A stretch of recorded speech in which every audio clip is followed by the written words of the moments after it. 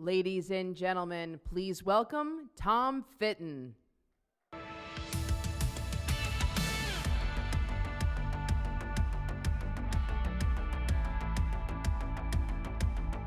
It's a big crowd.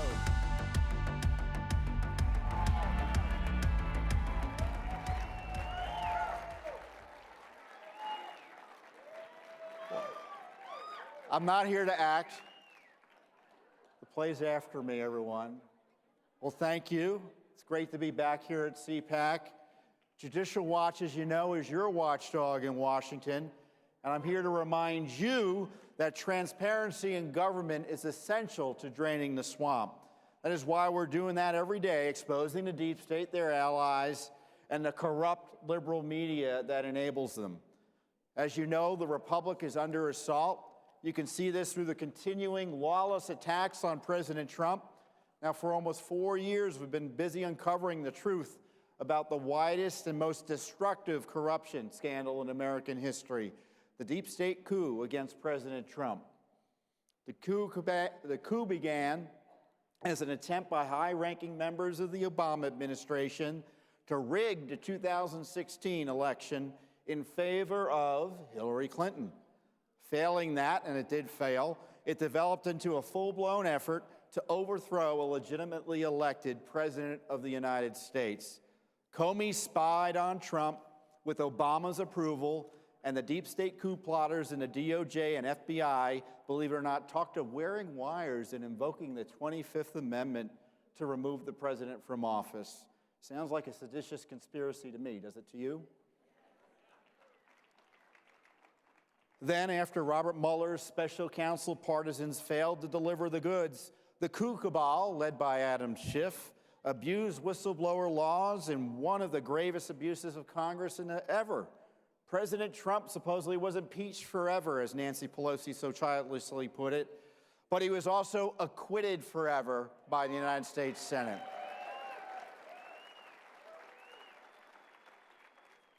The mainstream media won't use the word coup to describe these continuing plots against the president, but that's what it is. And I'm using the present tense because despite a few setbacks, the coup continues to this day. You know what? I don't know about you, but I have little interest in moving on from the coup attack on our president, our Constitution, and our right to select our own leaders. Do you want the Vindmans of the world selecting your president, or do you want to? Of course, the presidential harassment will continue, and I suspect we won't be seeing an October surprise. There'll be a September surprise, summer surprises, probably something next week too, maybe even today. The biggest enemy of the coup plotters, of course, is the truth. That's why they're vigorously fighting us in court now. But, you know, despite the best efforts to cover up, the truth is coming out. And, of course, in a sane world, the whole Obama-Clinton deep state gang would be worried about prosecution and accountability. And who do I mean? I mean Obama, Clinton, Brennan, Clapper, both the Bidens. Maybe there's a third one there. Rice, Comey, McCabe, Kerry, Rousseau, and of course Nellie, the Fusion GPS crowd, and of course Strzok and Page, the two FBI officials whose texts that you'll see dramatized here in a few minutes expose the true motives behind the attacks on Trump. By the way, you know, you heard me right. I did say Obama. Obama knew. He knew. You know, frankly, if we're going to be impeaching presidents, then we should impeach Obama.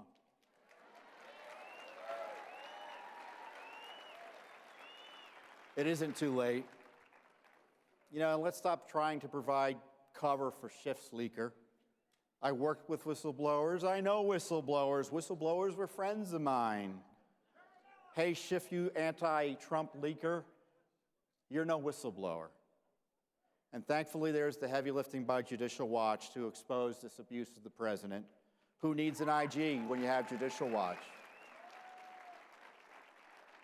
We exposed that the FBI, in a joint operation with the Clinton campaign, paid the foreign spy Steele for dirt on Trump. That's right, your tax dollars helped pay for Hillary Clinton's foreign spy to target President Trump. We also exposed the FISA warrant fraud and the fact that the FISA court did not hold one darn hearing on the spy warrants targeting candidate Trump and then President Trump. And then there's the exposure of Bruce and Nellie Orr, who was funneling misinformation into the DOJ and FBI in order to try to destroy Trump. You know what? Bruce Orr got we exposed he got $28,000 bonus in the middle of Russiagate, and then gets a raise after he is removed for improperly colluding with Clinton spy Christopher Steele to get Trump. Can you believe it? Why is Orr still at the Justice Department? I don't know. We'll have to ask Attorney General Barr that. Is he speaking? I tell you what, the best FISA reform, you know, they're talking about reforming FISA, would be to prosecute those who illegally spied on President Trump and Lord knows who else.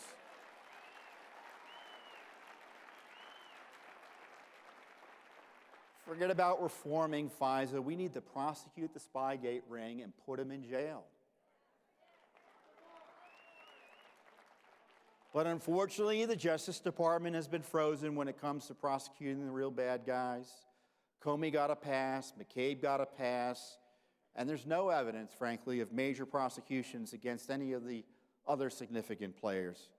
Worse yet, the Justice Department is still protecting Hillary Clinton as Judicial Watch forces out even more emails and more evidence of criminal conduct. By the way, the statute of limitations has not run on Hillary Clinton.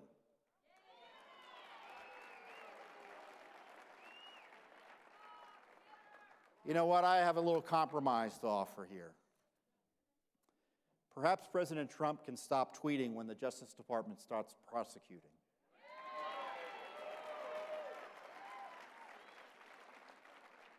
But in the meantime, the president ought to start pardoning Flynn, Stone, Manafort, and other Americans caught up in the abusive Mueller machine. You know, the craven left is not just attacking our republic through its assault on President Trump. Our republic is also facing a continuing challenge from border security. Borders are critical to our country. They protect us and keep us safe, defines us as a nation. And you can see with the coronavirus, secure borders also protect the public health. We all know that, but of course the Open Borders activists encouraged, aided, and funded mass caravans that further stressed our southern border. President Trump has taken strong action to control the assault on our sovereignty, but he's faced dishonest opposition from anti-Trump activist judges and sanctuary politicians who place politics over the public safety. How do you like this for an idea for immigration reform? Enforce the law.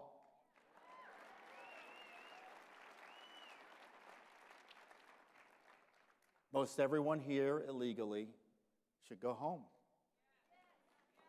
Instead, though, we have sanctuary cities and states where police and other officials are told not to cooperate with federal law enforcement trying to enforce the law.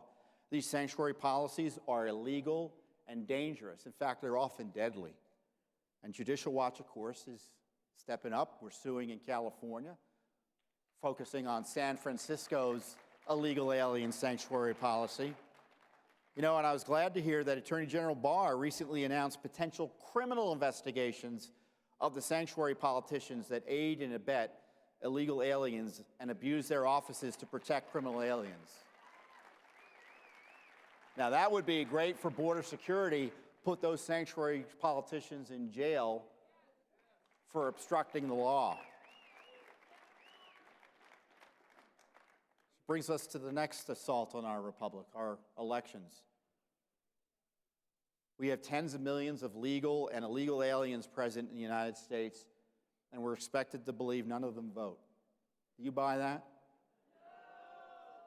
Simply put, this and other attacks on unclean elections highlight how our republic is also under assault at the ballot box. Judicial Watch has a massive project to force states and counties across the nation to do the basics and clean up their voter rolls. The Justice Department should be doing this, but is largely AWOL, and so we have to do the hard work, because dirty election rolls can mean dirty elections. We just found, we did a study last year, there are at least 2.5 million extra names on the voting rolls. Believe it or not, that's the good news. Because our prior analysis found there are 3.5 million extra names in the voting rolls. So our pressure and lawsuits are working. In Los Angeles County, our big federal lawsuit resulted in a settlement agreement, yes, with Los Angeles County, requiring the county to remove as many as 1.6 million inactive voters over the next few years. But we're not stopping there, of course. We're relentless, and we sent warnings just recently to counties in 5 different states: North Carolina, Virginia, Pennsylvania, Colorado, and of course, again, California, telling them to take reasonable steps to clean their rolls or face lawsuits again from your friendly neighborhood judicial watch.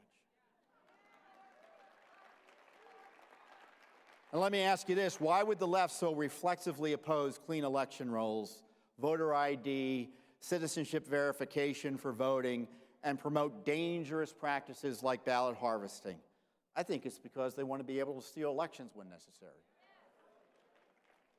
The Soros-funded left has hundreds of groups attacking clean elections and voter ID, and now even the Electoral College.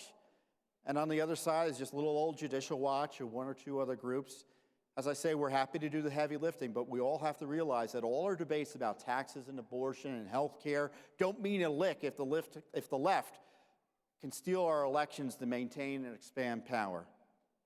Never before in our nation's history have we seen such a sustained attack on our Republican form of government.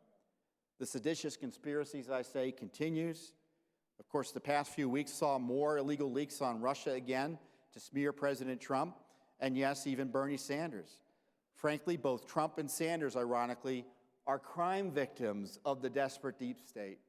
Maybe they can sue together. And the assault on our borders continue.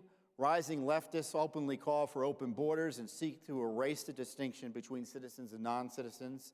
I tell you what, if you erase our borders, you erase our country. And now voter fraud, of course, from our perspective, that's the real civil rights issue of our time. Who stands for the civil rights of voters whose votes are stolen? The left would pretend voter fraud is no big deal. You know what, but how many votes do you think are too many if they're fraudulent? In this era of close elections, even one fraudulent vote is too many. You know, in too many ways, our republic is tottering. They try to overturn our elections, are trying to erase our borders, and are seeking to undermine our elections. What do? Judicial Watch has shown the way. Enforce the law. Try to put the Coup cabal in jail. Dry up the swamp by bringing the sunlight of transparency. And I have some simple advice for the president: pardons, prosecutions, and transparency. And you know what? And I think he might want to give Attorney General Barr a hand by appointing specifically a special counsel. So I ask you to stand with us as we man that thin line protecting the rule of law and defending our Constitution from its enemies. And I can tell you that Judicial Watch is proud to represent you, to defend you, and to stand with you. Thank you, and God bless America. Thank you, everyone. Thank you.